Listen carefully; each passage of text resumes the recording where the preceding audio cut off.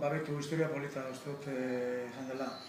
Gu hasi ginen orain dela 25 urte, ostalaritza munduan, eta hasieran beitu, guk antzerki talde batean geunden, lagun batzuk, konkretuki 5 lagun, eta momentu konkretu baten pentsatu genuen bizimodu bezala ez, baizik eta mantentzeko ekonomikoki antzerki taldea, pentsatu genuen beste formak edo beste bizimoduek antolatzea, eta pentsatu nuen zergatik ez, ostalaritzan sartzea. Eta baitu, pasatu dira 25 urte, eta handik hona, egon gara ja nahiko lokaletan, desberdinetan. Bai, hasi ginen, guk mazuztegikoa gara, hemen inguren dekogu. Emazteak bada. Bale.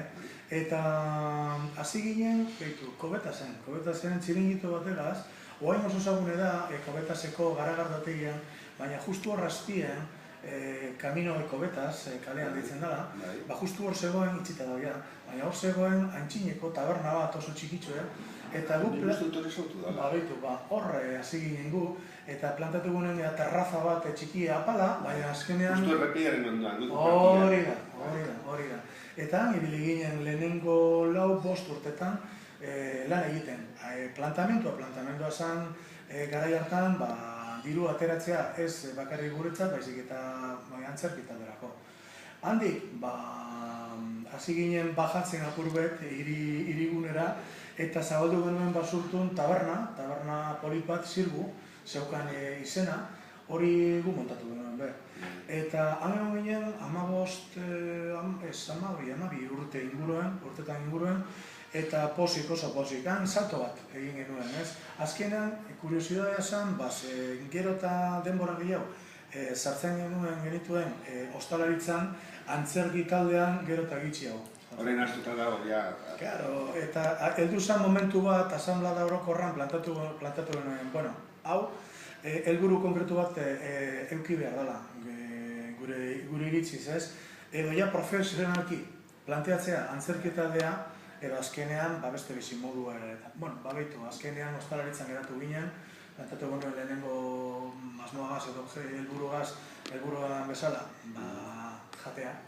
Eta behitu, eta bain arte, gero hori aparte zegoen ginen Basadorin beste taberna baten, eta orain dela 12 urte, hemen lokal honetan gauz. Hasi ginen lehenengo Euskal Herriko ekologiko jatetzea planteatzen, azak, zeukan izena, eta horretaz ibili ginen, azken 11 urte.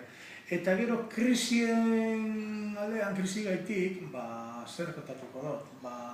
Pentsatu genuen aldaketa bat gure bizitzan eta gure bizimoduen planteatu behar genuen, eta asmatu genuen beste proiektu desberdin eta berri bat. Eta hori izan, hemen gauden momentu honetan, ez? Patxi Larratzaren proiektuan, ez? Eta zelan buratu zitzaizuen, dana asmatutako pertsonaia baten inguruan antolatzeaz, bai, menuek eta behi badaukate zer ikusirik Patxi Larratzarekin, eta bai. Bai, azkenean, ze txarrak direz krisiak, sufritzeko, eta alde berean, gauzei eta ametsei bueltan hasi ginen pentsatzen, eta, okurritu zitzaigun, ez dakitia ideiona zan ala ez, zango dut 10 urte barru edo, bai, pentsatu genuen ez hainbeste gauza konkretuetan, baizik eta ametsen kontuetan, bertso baten bezala, zelan sortu eginen proiektu berri bat. Eta pentsatu genuen pertsonai baten inguruen, zelan posible izango zen proiektu poliedriko edo planteatzea, ez?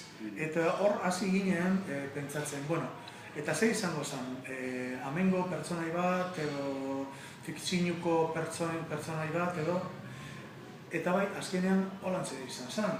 Pentsatu genuen, bizkaitar baten inguruen, sortu genuen, ez bakarrik ostalaritzan, gure munduen, gastronomian inguruen proiektu bat sortzea, eta hori egin genuen. Zelan, historia bat sortzen, ez?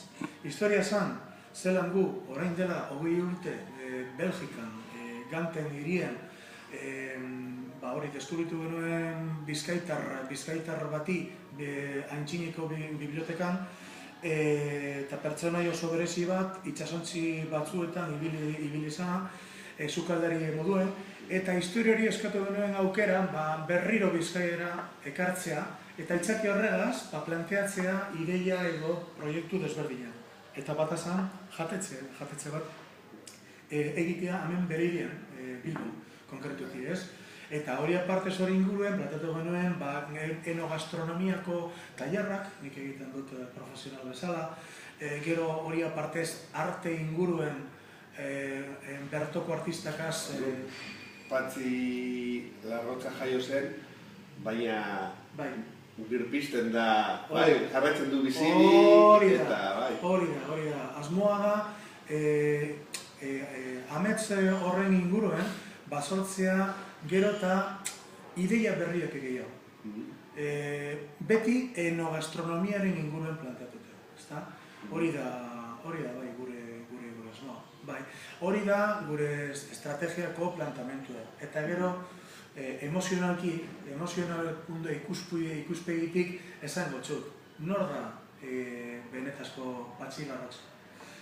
Patxi azkenean da nire semiaren izena, eta Larrotza da Joseanen bere semien abizena, Patxi Larrotza.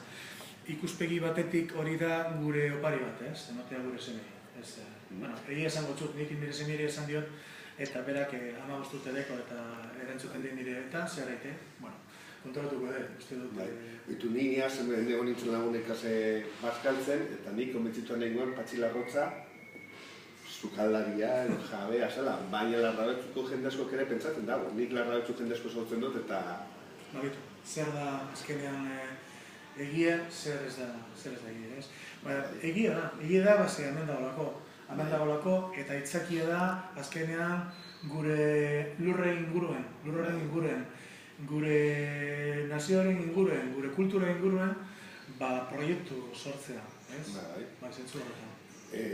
Importantzen dio ematen diozu Ardoari. Azkenean Ardoa niretzat konkretuki eta pertsonalki, azken 25 urtetan hasi zen hobi bat bezala, eta bihurtzen dugu astiro eta urtez urte egunez egune, ez bakarrik nire bizimoduen planteamendu bate bezala, baizik eta, nire filosofia eta azkenean nire bizitza, nire bizitza dana, ez? Hasi nintzen, esan dut, 25 urte ikasten, nik zuzenbide fakultatean ikasi nuen, baina hobi bat bezala nuen hasi nintzen ikasten enologia eta sommeleria. Eta behitu zelan direz gauzak. Horrein dela 15 urte hasi nintzen lehiaketan, eta, ondo atera ziren gauzek, eta ez dakit, noiz, exactamente, baina, egon zen momentu batek, bihurtu zen planteamentue hobi bat moduen profesionala bezala, ez? Hasi nintzen estatuen zehar lehiaketa desberdinetan egiten daztaketak eta lehiaketan, ez? Eta erabezin duen 2005an eta 2006an Euskadiko Sommelier txapelketa, eta hor aldaketa bat egon.